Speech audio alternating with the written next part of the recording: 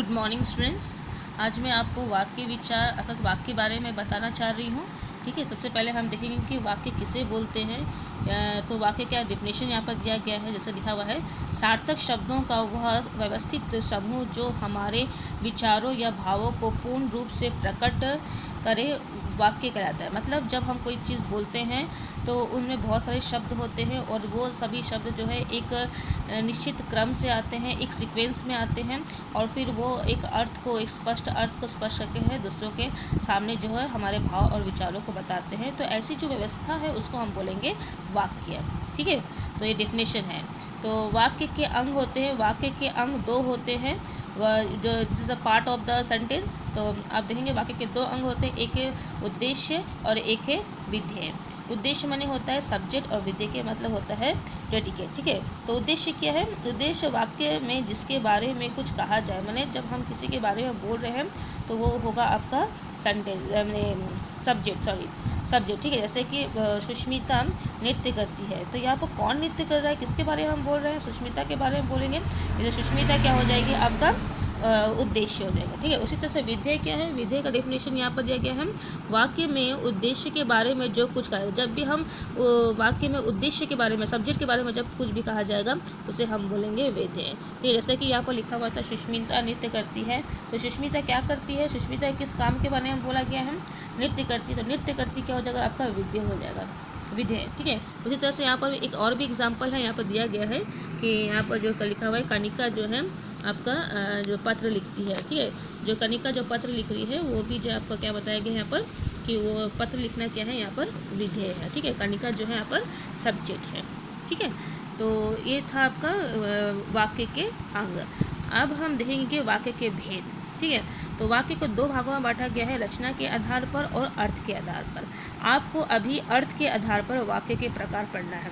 रचना के आधार पर जो वाक्य है हम उसे बाद में पढ़ेंगे, अभी हमें नहीं पढ़ना। इसे जो रचना के आधार पर है वो हम इसे एनुअल में पढ़ेंगे। ठीक है, अभी हाफ ईयरली में आपको पढ़ना है अर्थ के आधार पर वाक्य कितने भेद होते हैं। ठीक है, तो अर्थ के आधार पर जो है वाक्य के जो है 8 भाग बताए हैं, जो कि नेक्स्ट पेज में है। नेक्स्ट पेज में हम देख लेते हैं कि कितना उसके बारे में क्या क्या बताया गया है। ठीक है, देख लेते हैं क्या लिखा हुआ है यहाँ पर। देखेंगे यहाँ पर, देखिए यहाँ लिखाया गया है कि अर्थ के आधार पर वाक्य।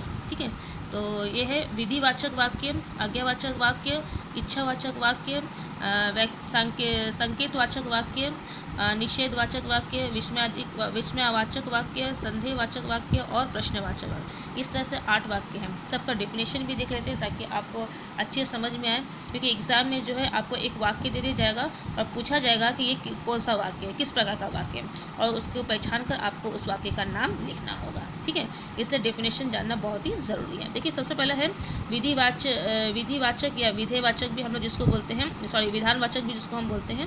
देखते किसको बोलेंगे, कैसे सेंटेंस को बोला जाता है? इम्पेरेटिव सेंटेंस को बोला जाता है। वे वाक्य जिसमें किसी बात या कार्य के होने का बोध होता है उसे हम बोलेंगे विधानवाचक वाक्य।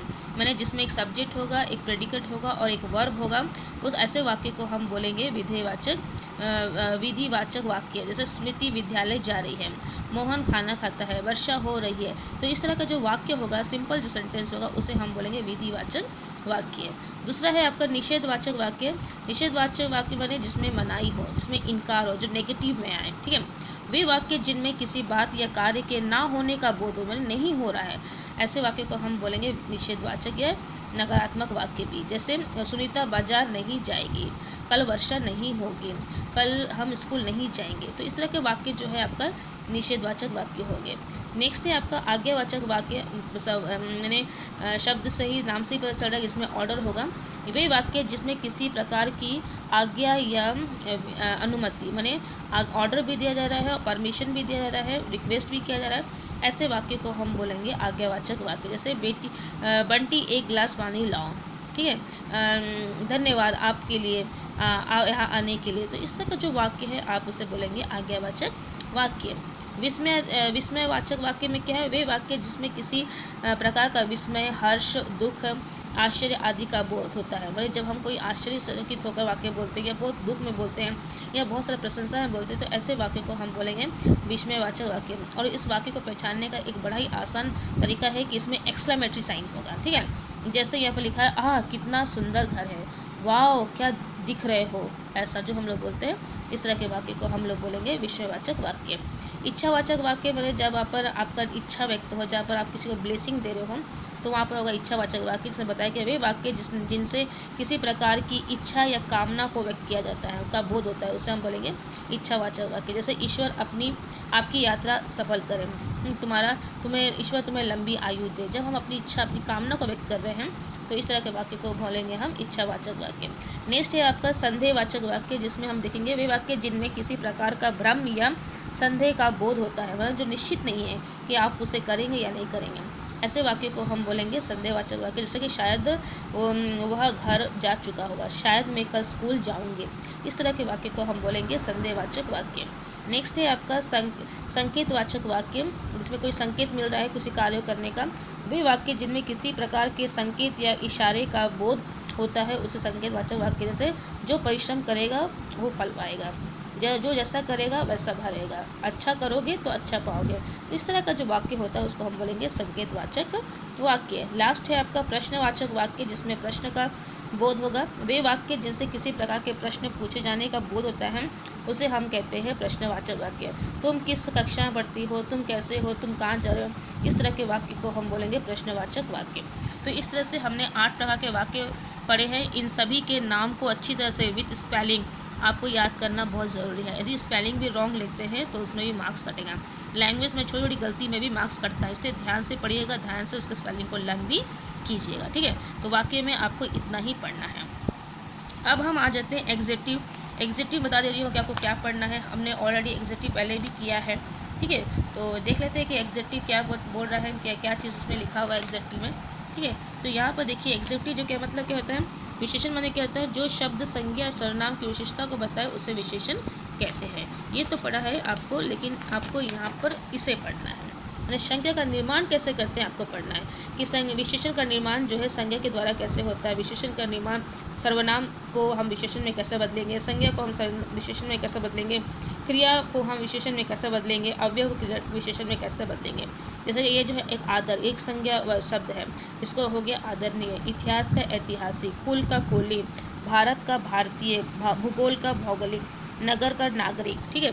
इस तरह से सर्वनाम के द्वारा भी आपको विशेषण बनाना है, जो इसकी विशेषता बताएगा। यह से ऐसा हो जाएगा, जो से जैसा हो जाएगा, कौन से कैसा हो जाएगा, आप से आपका हो जाएगा। फिर इसके बाद में वह से वैसा, मैं से मेरा, तू से तेरा, उन से उनसी, उनकी। फिर आपका क्रिया से बताना है, पढ़ना से पाठक, चलना से चालू, खेलना से खिलाड़ी, गाना से गायक, लिखना से लेखक, लुटना से लुटेरा, ठीक है। बेचना से बिकाऊ, लड़ना से लड़ाकू, तैरना से तैराक, भूलना से भुलक्कड़, घूमना से घुमक्कड़, पीना से पियक्कड़। और इस तरह से अव्यय से बनेगा, आगे से अगला, पीछे से पिछला, ऊपर से ऊपरी, सतह से सतही, बाहर से बाहरी, भीतर से भीतरी, नीचे से निचला, आखिर से आखिरी, ठीक है। और सब मैंने ये पूरा पेज पढ़ना है, और ये भी आपका पढ़ना है। मैंने पेज नंबर 44 और पेज नंबर 45 दोनों ही जो है आपको अच्छी तरह से पढ़ना है विशेषण में, ठीक है। तो आपका ये भी पढ़ना है आपको, और ये भी पूरा पढ़ना है।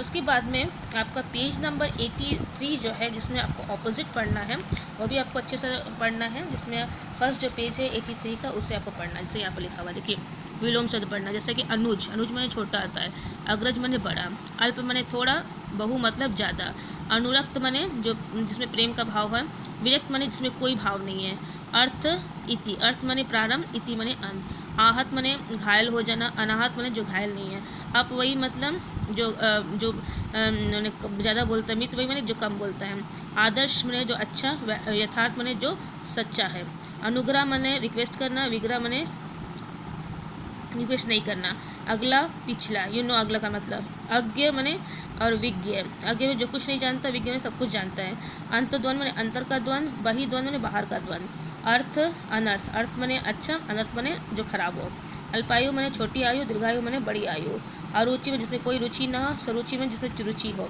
अर्पित माने अपने आप को समर्पण कर देना, ग्रहित माने ग्रहण करना, अल्पज्ञ माने कम, बहुज्ञ माने बहुत, अभिज्ञ अनभिज्ञ, अभिज्ञ माने जिसको सब मालूम है, अनभिज्ञ जिसको कुछ नहीं मालूम है, अग्र माने आगे, पश्चिम माने पिछला, ठीक है। इसी तरह से यहाँ पर आताप, जिसमें कोई ताप ना हो। अनाताप मने आताप मने जो जिसमें ताप ना, अनाताप मने जिसमें ताप हो। अनुराग मने प्रेम, विराग मने बिछड़ना। अंतिदृष्टि मने अतिवृष्टि मने बहुत ज़्यादा वृष्टि होना। अनावृष्टि मने बेकार की वृष्टि होना। आरोह मने ऊपर चढ़ना, अवरोह मने नीचे की ओर आना। आय अनर्थ, आगत मने आना, अनागत मने नहीं आना। आगत मने जो जिसमें मुझे पैसा लगा रहे तो उसमें बढ़ोतरी होना, और अनागत मने उसमें बढ़ोतरी ना होना। अभिभाव मने अभिभाव मतलब क्या नाम, प्रारंभ होना। तिरोभाव मने उसका घट जाना। आधुनिक प्राचीन, आधुनिक मने मॉडर्न, प्राचीन मने एंशियन। आह्वान विसर्जन, आह्वान मने बुलाना, विसर्जन मने उसका समाप्त कर देना। अमीश मने जो मांस मछली नहीं खाता, मांस मछली खाता। निरामिष मने जो मांस मछली नहीं खाता है। आर्द्र मने गीला, शुक्ल मने सूखा। आलोक प्रकाश, अंधकार। आसक्त अनासक्त। अपमान का सम्मान, ये तो मालूम है आपको। अनुलोम विलोम, ठीक है। अर्पण करना या ग्रहण करना। औचित्य में जो सही हो, अनौचित्य में सही नहीं है। औपचारिक और जो फॉर्मल, और अनौपचारिक इनफॉर्मल। तो ये पूरा ऑपोजिट वर्ड आपको अच्छी तरह से पढ़ना है। इसके बाद में पेज नंबर जो 83 है आपका, वो आपको पढ़ना है। आपका जो अनेक शब्दों के लिए एक शब्द जो है वो आपको पढ़ना है, ठीक है। ये पढ़ना है आपको। ये जो है आपको अचल से लेकर के खत तक आपको पढ़ना है, ठीक है। हर एक शब्द को आपको अच्छी तरह से इसे पढ़ना है। तो ये था आपका पोर्शन, जिसमें आपको अनेकार्थी शब्द पढ़ना है, आपको विलोम शब्द पढ़ना है, आपको वाक्य पढ़ना है, और आपको जो है एडजेक्टिव भी पढ़ना है, ठीक है। और साथ ही आपको 2 कॉम्पोजिशन भी पढ़ना है, जिसमें सबसे पहला कॉम्पोजिशन आप पढ़ेंगे कि जीवन में खेलों का महत्व, जो कि पेज नंबर 127 में है। जीवन में खेलों का महत्व, इसे आपको पढ़ना है, आपके अपने ही बुक से आपको पढ़ेंगे। और एक जो है आपका दूरदर्शन का प्रभाव, ये भी आप यहीं से पढ़ सकते हैं, ठीक है। ये सब पढ़िए, तैयार कीजिए, ताकि आपको लैंग्वेज में किसी तरह का कोई प्रॉब्लम ना हो। आई होप कि आपको समझ में आ रहा है आपको क्या क्या पढ़ना है, ठीक है। Thank you.